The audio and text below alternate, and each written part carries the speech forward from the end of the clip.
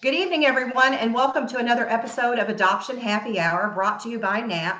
We are the National Association of Adoptees and Parents, where it is our mission to elevate our diverse voices by promoting dialogue, understanding, and healing through education, awareness, and connections. I'm Marcie Keithley, your host for this evening, along with Beth Stewry in the Zoom room. Jennifer and her husband Mike are celebrating 39 years of wedded bliss tonight. So they're not joining us this evening. They're out enjoying their dinner. So we want to welcome everyone. If you would, please go ahead and feel free to use the chat room and let Sandi know how you identify in the constellation and where you're from. We do want to, before we get started, I would like to apologize. We do have a little bit of a glitch in the system tonight, so we are starting a little bit later. And I know some people will still be joining us. We haven't quite identified the problem yet, but we're glad that so many of you were able to join us. So before we begin, we're going to do a little bit of housekeeping. I think Beth has some things for us. Okay, we want to remind everyone this is a public meeting with no guarantee that information or identity is confidential. Portions of this event are recorded and may be shared on our private happy hour group on Facebook and on our YouTube channel. So if you don't follow us on Facebook, the Adoption Happy Hour private group, please make sure that you visit there, because this is where Sandi's replay will be uploaded to. Make sure you remain on mute. You're welcome to raise your hand or on screen or the virtual hand to be recognized. You're welcome to post your comments and questions as Sandi's giving her presentation. If you are experiencing a serious mental health event or suicidal thought, please contact a licensed professional or the National Suicide Prevention Lifeline by dialing 988.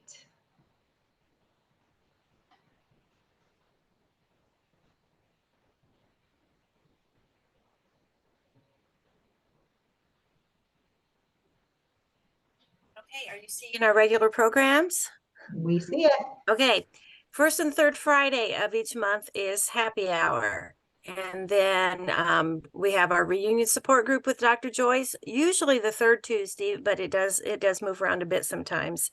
Second Thursday of the month is First Families, co-hosted now by Amber Jimerson and Amy Seek. And then next week will be our last program of October with Danielle Gaudet on the last Thursday, Self-Love Essentials for the Adoption Constellation. And then we'll be starting all over again with November. I'm going to show you one other thing.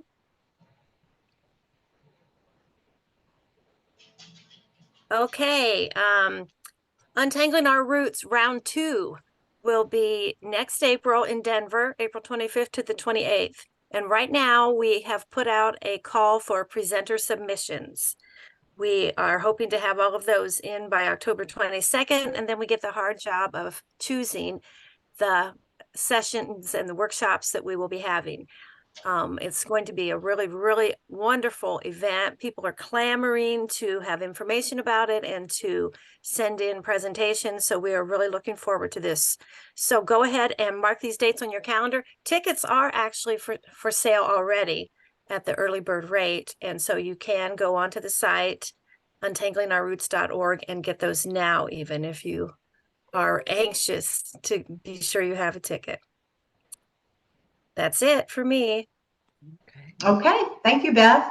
Okay, well, we're going to go ahead and dig in and meet our spotlight guest this evening. I'd like to introduce Sandi Smith to all of you. Most of you here probably already know her, but let's learn a little bit about Sandi. She is a same-race adoptee who moved across the country illegally at the age of 5 weeks. She's been in reunion with her paternal siblings for 27 years. She has been an only child, an oldest child, a youngest child, and recently found out she is once again an only child. She has 5 older biological siblings and 1 younger adopted sister, along with a wonderful spouse, 3 children, and 5 grandchildren. She has found answers to most of her adoption questions by luck, reunion, and DNA. Sandi has always known about her adoption, but only found out it was not handled legally when she received her records at the age of 42. Born in Washington State, but raised in Milwaukee, Wisconsin, she has been in reunion with her first family for more than 25 years. She is a professional sign language interpreter, has a BA in journalism and an MA in theology. She's married to a great guy she lovingly calls her emotional support spouse. At adoptee events, she has 3 adult children and 5 grandchildren. Riding, hiking, and traveling are her favorite pastimes. So welcome, Sandi, to Happy Hour. So glad you're here. Yeah. Finally. Yes, I know. It was so good to see you at the mini meetup. Yes, I love it. If you have not gone to the mini meetup, please consider going in the future. It's one of the most amazing places, and just, I always leave feeling really pumped up. It's just really good. Pumped up in a calm down kind of way, if that makes sense. Yes. Anyway, yeah, I am a same race domestic adoptee. I had to actually click out of my screen here for a moment for my PowerPoint. So just bear with me 1 second while I do this. I know what it's going to do. Give me just a moment. There we go. Okay, so as you can see, I titled this, "You See Me, I See You, Now What?" When I originally started this, my thought was that I was going to be talking about long-term reunion versus long distance, but my reunion happens to be both. I've been reunited with my siblings for 28 years, and there have been a lot of joys and a lot of challenges, for sure.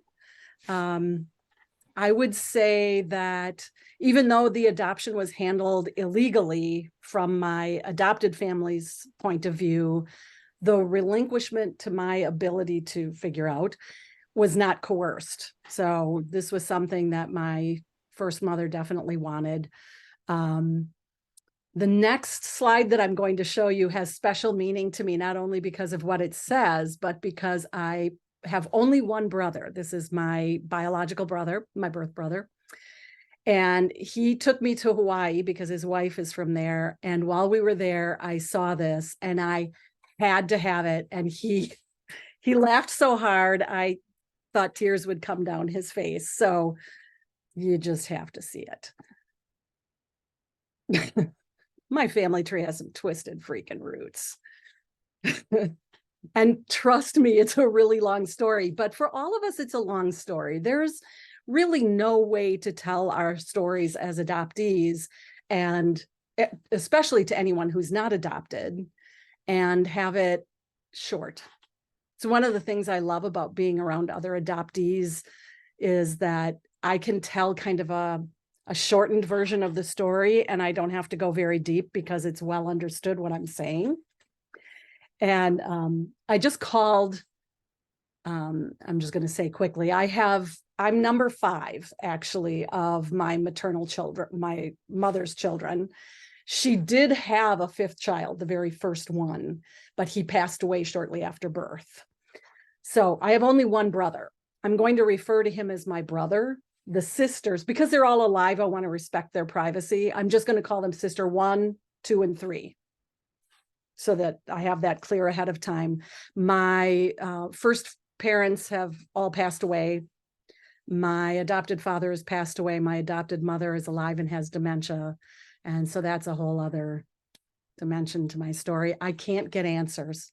It's one of the things I tell people. If you still have a parent who can answer your questions, risk it. Ask the question. They may not want to answer you, but your only chance to get it is while they're able to answer it. So give it a shot. So let's start out with the fact that I was the 5th child who was born in 5.5 years. This woman was a baby making machine. She was quite young when she married, to the best of my ability to figure out. I have not got an exact number. The thing that my brother said, I called him yesterday. My brother said the thing that really shocked him was that all of the adults in the family kept that secret for so many years. For 36 years, they said nothing about the fact that there was another child. And because there's only 5.5 years from me to my sister, they literally had no idea I existed. Okay, so I have to use my hands because I'm an interpreter. I can't help myself. So I'm baby number 5. My sister number 3 was also given up for what should have been adoption to an aunt. The 2 of us do not have the same father as these 3. But his sister could not conceive. And so she was supposed to adopt my sister. My sister was sent to her. She never adopted her, ultimately left her husband, left my sister there, who was physically and sexually abused by him. But she knew who these siblings were. And many, many, many, many years later, after being in foster care and out of contact with the family, she's the one who finally worked up the nerve and said, I only have one brother and his name wouldn't change, so I'm going to find him. Had she not done that, I never would have been reunited because they found me.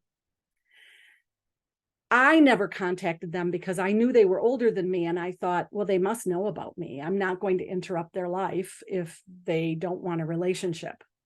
Truth be told, I think most of us know, I just didn't want to be rejected. So I just didn't try. So she got in touch with him, and this sister number 2, has mental health issues, and none of us are really in contact with her. But oddly enough, at the time they found me, she was living about 35 minutes away from my house in Wisconsin, and they're all from Washington State. Strange. But anyway, so my sister said, I want to know why I was given up in the divorce and the 3 of you were kept together. I want to see the divorce papers.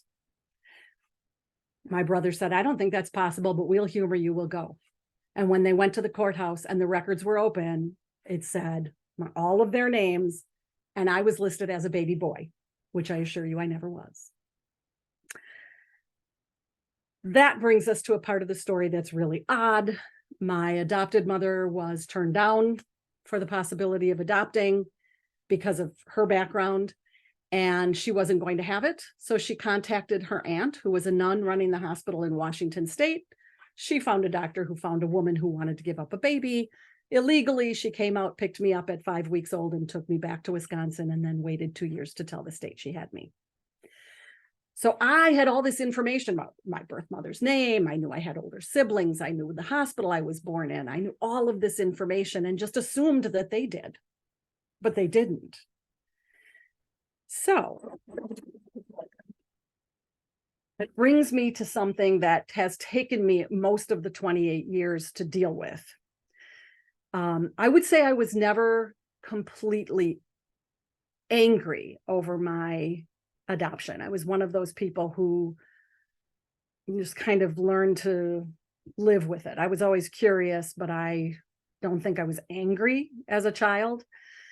And I just could never understand what I did wrong that I was given away. If all the others were kept, why was I given away? What was wrong with me? And what I've finally come to understand through all the stories is that it helped me remember they're human. The trauma in my birth family goes back so far. The family goes back to Jamestown, and I can trace trauma all the way back through lines and lines of people. The woman in the long, dark black dress there would be my great-grandmother, Sarah. She lost her parents when she was like 12 years old, and at 14, living in Texas, they married her off to a man in Utah who was double her age. He was abusive. She had children, eventually remarried someone else, and had my grandmother, Gladys, who's the other picture there, who proceeded to have 13 children from 8 different men and basically raised none of them. The first 8, as I understand, were eventually in foster care. The youngest 5 were all relinquished for adoption. And I can't look at that story. I can't look at those people and think that trauma doesn't come to me, that trauma didn't belong to my birth mother, didn't belong in that story somehow. And after 28 years, I finally reached a point where I can say they were human. And I'm angry with the secrets. I'm angry that I was kept a secret. But their lives were so different from anything that I knew that I don't even know if forgiveness is the right word. It's more of a sense of understanding that I have. So these are the lovely people who are my parents all over the place. The farthest on the left is my birth mother, Wanda, with her first husband, the father of the first 3 kids, obviously in the military. She was not a very good marriage from what I understand. He was known to cheat on her. She decided what was good for the goose was good for the gander. And that's how she ended up with my sister, who looks just like her. And it kills my sister because sister number 3 hates her with a passion that I cannot even describe. She hates her. The person in the middle, I found out in 2017, is my birth father. My birth mother would not tell anyone who my birth father was, literally on her deathbed. My brother and sister were with her as she was dying and asked her to say who our father was, my sister number 3 and I. And she turned away. She wouldn't answer. She was that embarrassed by the situation. She did not want a relationship with me. She was furious with them. That would be me, the little baby there in the picture, and my adopted parents. And I was supposed to fill a hole, I guess. I think that was my job. And while I was trying to fill theirs, they left me with one. I don't excuse the behaviors in a lot of these cases, but I kind of get it because of the time period. There wasn't fertility treatment like there is now. The shame that my birth mother felt, and I will explain more of that in a moment, and the reason that she made the decision to secretly give me away, as she put it, made total sense to her. And in the time period made total sense. What I know now is that Harvey is my birth father. Wanda is my birth mother.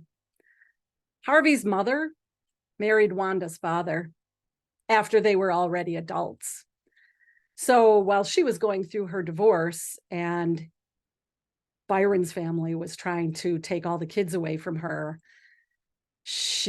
her father asked Harvey's sister, my aunt, to take her in and help her out. And the 2 of them were in bad marriages, and I think I was a one-night stand. Although she kept me a secret forever, Harvey and my Aunt Lorraine never forgot me. And I didn't find that out until 2017. So that was a very short-term relationship. It's not very long compared to 28 years, but it's been an important one for my soul, kind of filled a space for me. So now just talking about growing up in that hole and the stories that we tell growing up as children. I don't know about all the rest of you, but for me, lovely little me, I was often asked, do you ever want to find your birth mother? And my answer was always, oh no, I lied. But the interesting thing was that I knew I had these older brothers and sisters, and I was an only child until I was 10.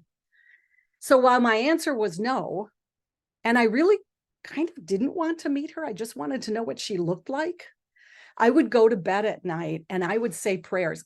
Dear God, can I just see what she looks like? And could I please know my brothers and sisters? And oddly, that's exactly what I got. I did see her at a family wedding. She was furious that I was there.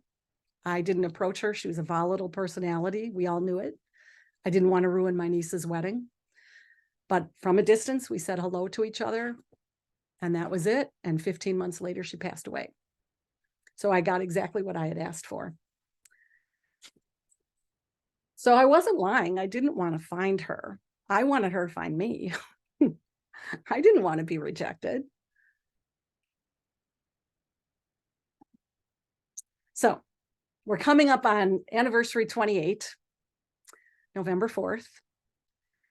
And the picture of me in the red jacket is with sister number 3. That was the very first moment other than having my own children, that I was touched by my own flesh and blood. And the interesting thing is, when I showed that picture to my adopted mother, she said, "Oh, that bothers me so much. You look like you're in so much pain." What an interesting thing to say, because it was quite the opposite. There was absolutely no pain in that picture. It was total joy, total relief. And I had chosen to see that sister first because we shared being relinquished, because I thought it would be easier. So I got the call on November 4th, and by November 9th, there I was. And people back home were saying, "Are you crazy? You don't know these people. Why are you going and staying in this person's house? You don't even know who she is." And it never occurred to me that something bad could happen. Like, it didn't make sense to me. On the far left is a recent picture of me with my oldest sister, who I adore. And in the middle is my brother, who is he and I went to Spain together and hiked across Spain. And I now joke that we had our teenage years together while we were in Spain, because it was a little tense. And going to the whole idea of long distance relationship and long-term relationship. Okay, 28 years. Well, at this point, it would have been, I don't know, 25 years. The thing is that we haven't even spent a full year in each other's presence if you add all the time together. That's one of the struggles of being so far apart from each other. But I've also thought about it, even if we lived near to each other, we can't recover the years we lost. They're just gone. They have history together, especially my oldest sister and my brother, who grew up together. They have family jokes. They remember their grandparents. They have all of this. They have foods they like to eat out in the Pacific Northwest that I wouldn't touch. I'm sorry. And they don't understand what it's like to live in the Midwest of the United States. My brother keeps saying, "You're not in the Midwest. You're on the other side of the Mississippi. You're on the East Coast." And how do you make a relationship out of something like that? Even after 28 years, that's been my struggle, trying to make a relationship out of something so far away, even after so much time. When I got that phone call on the 4th, the phone call did not come from them.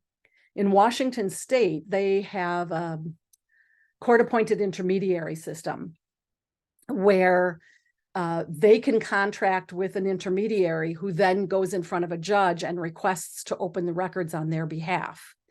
Her name was Rita, and she opened it, but she was brand new at what she was doing and didn't realize when she opened the record and saw that my adoption actually took place in Wisconsin, she should have closed the file.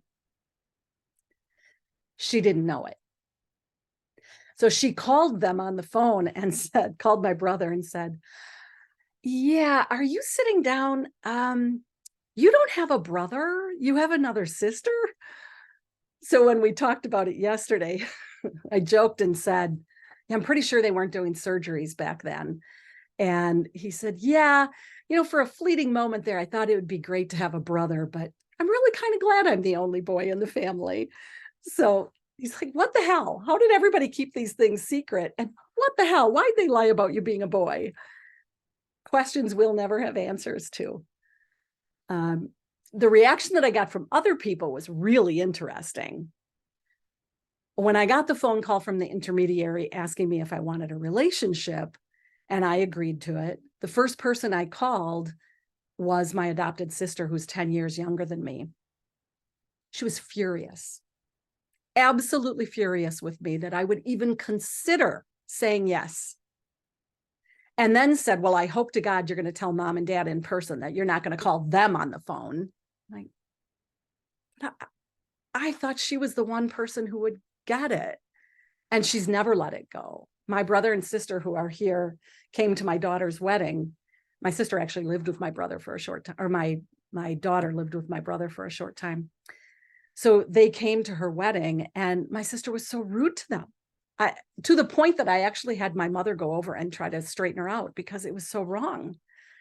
Then I called I called my daughter, and she was in college, her first year of college, and I got her answering machine. Then I called my best friend, got her damn answering machine. Like, is nobody home for me to tell this to right now? And my son's best friend from very, very young age was a woman named Billy, or the mother was named Billy. And she was so sweet and so good. And I swear, an angel on this earth. I called Billy and she cried with me on the phone. She was the person who understood how much it meant to me. And then my daughter called back, and I thought, this is fantastic. I need to get to a fax machine somehow so I can sign off, and this woman in Washington can connect me with my siblings. And the minute I talked to my daughter, I remembered Kinko's. There's a fax machine at Kinko's. So off I went to Kinko's and got the fax, signed it. And from that point on, November 4th on, I've been in a relationship with these 3 people. My kids have been pretty good about it. The first time I went out to visit my brother and sister, my daughter came with me, and she said, I'm not calling them aunt and uncle. I said, of course you aren't. They don't expect you to. That's fine. We weren't there 24 hours. And she said, they feel like my aunt and uncle. I know. They're really good people. My sister is still angry. My best friend that I tried calling that night has ended our relationship because she found out her father had a child out there. And when that person found the family and came in, she was furious about it and assumed that we just couldn't be friends anymore because I wouldn't understand, and just ghosted me. That was the end of that. My parents were pretty good about it. Actually, it became an issue over the 28 years. My mother decided that, well, if these are your brothers and sisters, then they're my children too. But I didn't want that. I wanted them to be my family. I wanted them to be for me. And my brother, I still remember this very clearly. My brother standing outside of my kitchen window when he came to visit the first time, and my parents came over to meet him. And I heard him say to my mother, thank you so much for what you did raising my sister. She's a wonderful person. I'm like, wow, this is great, but I really don't want you to like my mother. I feel bad when I think about it now, but I wanted them to be mine. I didn't want her to be involved in it. And my sister, the number 3, is very needy, having gone through what she went through. And my mother doesn't like her at all because there are constant phone calls and needing and talking and wanting. Infuriated my mother. So that's kind of the dynamic. My husband goes with the flow, like I said, or like Marcie introduced him, he's my emotional support spouse. He goes with the flow. Oh, you want to go visit your family for 2 weeks? Yeah. Your brother wants to come here for a month? Sure, why not? He doesn't care. He just goes with the flow. The funny thing is, I had just met my husband that year in April of 95. I met him. The day I got the phone call, I had been visiting my daughter in college, and I found out that year that I had Irish heritage. And I don't know if you're gonna be able to see it, but my husband bought this Celtic cross for me that day that I got the phone call. So it's always had special meaning to me. As I mentioned before, my birth mother did refuse to tell me my birth father's name. And I thought I'd figured out who it was just based on little things that had happened. So when I decided to do Ancestry, it was just to get ethnic background because I was that sure. And lo and behold, on Friday the 13th, 2017, I found out who my birth father was. My cousin Tom, who's there with me, on a whim got on Ancestry just like I did and sent me a message and said, first cousins, I don't recognize the name. Is it a married name? And I said, any chance you might have had a male relative who lived in? And I told him the city, and kind of gave him a 6 or 7 year range of time. He's like, oh yeah, I grew up in that city. Like, the only thing I can tell you is one of your uncles is my birth father. And he said, oh, it's got to be Uncle Harvey. I'll talk to my mom. And the next morning, Friday the 13th, he said she wanted to speak with me. I was petrified. Walked in the door. She was there on the other line and said, is this Sandi? And I said, is this my Aunt Lorraine? And she said, I've thought of you all these years. And I said, wait, you knew about me? Dear, knew about you? I was in the room when you were born. So I finally got my answers all those years later. And again, 2,000 miles away. She was one of the most amazing women I've ever met. Funny. And she contacted me in 2019 and said she had lung cancer. She was going on 90 years old and had decided she didn't want any treatment. And she knew what that meant. And I work in healthcare. And I said, do you want me to come visit now? And she said, no, I'll let you know when to come. Well, she waited a little long. The phone call I got from her daughter was, you need to get here. Mom took a turn for the worse. I was the last person that she said anything to. And when she passed away, I was holding her hand. So I like to say that she saw me come in and I was with her when she went out. But bittersweet that I had so few answers. I do know the reason they thought I was a boy is because they put a blue band on me, probably because they didn't want my birth mother to be able to find me. And that's also how I found out how Harvey and Wanda ended up together and the whole family dynamic. Such an important phone call. So I'm going to talk a little bit more about distance and the struggle with the distance, because I mean, there are a lot of joys in being in reunion 28 years later. You know, as I mentioned on here, I have answers to questions. I know what happened, when it happened, who was involved. I have mirrors other than my children. You know, I look like someone else. I remember being at O'Hare Airport with my daughter sitting next to me and my niece across from me, and someone thought my niece was my daughter, not my daughter. Did not go over well with my daughter, but it was kind of fun. I have a heritage. Even though it's painful, even though I know these traumas that happened in the past, I have answers to questions. And that first birthday card, that first phone call on my birthday was so precious. I'll never forget getting that card and all those years thinking, I wonder if anyone is thinking about me on my birthday. And of course, I know they weren't because they didn't know I existed, but now they do. And it was just my sister-in-law's birthday yesterday. So I called her to wish her a happy birthday. Just being able to do that, the joy of that 28 years later, to call someone on the phone and have those people say, how are the kids doing? How are the grandkids? I mean, we have history now that we didn't have before.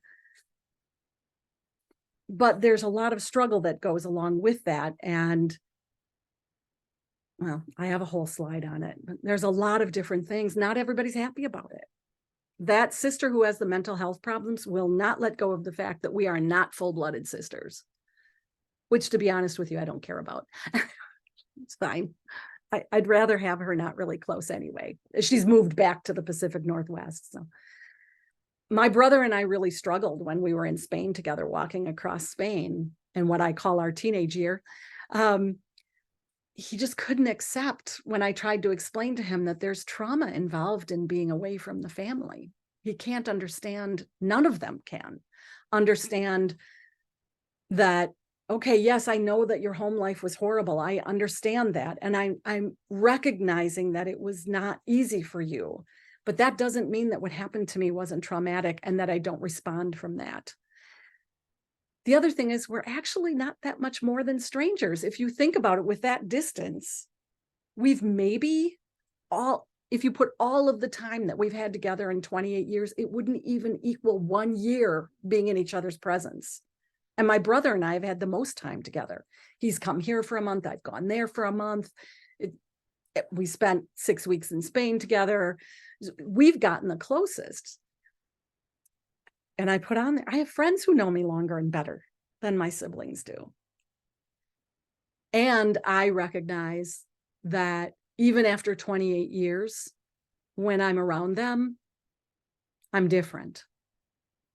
And it's not because I feel comfortable with them. It's not because, oh, I'm home. Oh, everything's good. We look alike. We have certain movements that are the same or whatever. We laugh the same. I don't want to lose them. My fear of secondary rejection is so strong that I'm never fully myself when I'm with them, because I don't want to say the wrong thing. I don't want to do the wrong thing. And being the family secret for so long is really a strange thing. When my birth mother passed away, they waited 5 days to tell me that she passed away. She was being cremated in Arizona and brought back to Washington to have her ashes spread. And she had a common law husband for about 20 years. His name was Ned. And Ned didn't know about me. And when I told my brother that I wanted to be there when they spread the ashes, he said, oh, Ned doesn't know about you. And it was such a trigger for me. I said, look, I agreed to be her secret when she was around. I'm not going to be the family secret for the rest of my life. And he agreed, which was wonderful. And so I went back out there. Her ashes were spread about 2 days after my birthday. So it was actually the first time I was back out there on my birthday. And my sister took me out for lunch, and it was a special time, but it was scary because Ned didn't know anything about me. Here I am breaking this news to him that there was another child, and he was wonderful about it. I also found out when that happened that my birth mother had been a foster child and had a deaf foster sister and knew sign language. So I always thought that was kind of strange. And this one is a tough one because my brother likes to say all the time, you had it so much easier than we did. And I do realize I did have it better. They were abused. They were moved from place to place. Sometimes with their father, sometimes with their grandparents. Their grandmother was severely mentally ill. It was a hard life. They had a really tough time. And yeah, I had opportunities to go to college, and I had the opportunity to live in a home where I wasn't moved all over the place, but it never really totally felt like home. And it's the piece that I realize that I had it better in so many ways, but I can't explain to them why it's not enough. And that distance is just so hard. You know, there is no cheap ticket from Milwaukee to Seattle. There just isn't. And I don't want to always, this is another piece I didn't put on there. I don't always want to be the person who has to do the traveling. I want them to come to me. I don't always want to have to be the one who has to fight for a relationship.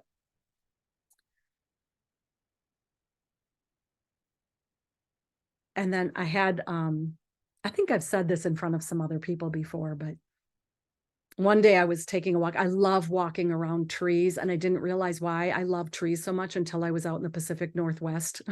And there's trees everywhere. Though I don't know how everybody lives with rain. Forget that part. I'll take the snow. At least the sun comes out afterwards. You got slugs as big as your thumb, I'll pass. Anyway, as I was walking in the woods one day, this thought came to me, and I'm actually going to end with this one. Oh, I forgot I did it that way. There we go. One more. You can graft an elm tree onto a maple tree, and it may grow, but it will never be a maple tree. And to add on to that, the maple tree will never be the same, and neither will the elm tree that was cut off. I've always had a thing for trees, and I think that says it so beautifully. All the branches, all the crazy freaking roots, and all the rest of it. You can graft me into another family, and I will grow. And I will have a connection to that place I grew. But I'm never going to be that maple tree. None of us will.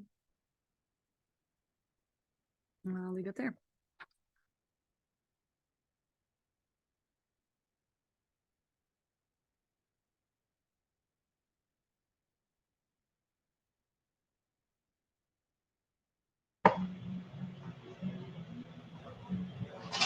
You there?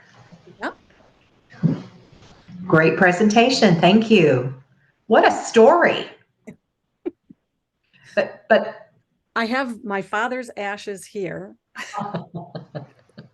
Aunt Lorraine and one of my other aunts are here. So if they aren't going to come visit me, I just bring them back with me. there you go. There you go. Oh, Sandy. Aunt Lorraine, she sounds like she was a pistol. Oh my God. I knew I loved her while she was passing away, and I was holding her hand, and everybody was telling stories about her, and her daughter-in-law said, Lorraine taught me how to drink. Her. She was fun. I miss her a lot. Okay, well, we're already getting some questions on what I'm going to do right now. Then normally what we do after the presentations, we do like to go ahead and stop the recording. And so everyone can speak freely and ask Sandy some questions. So I'm going to stop the recording.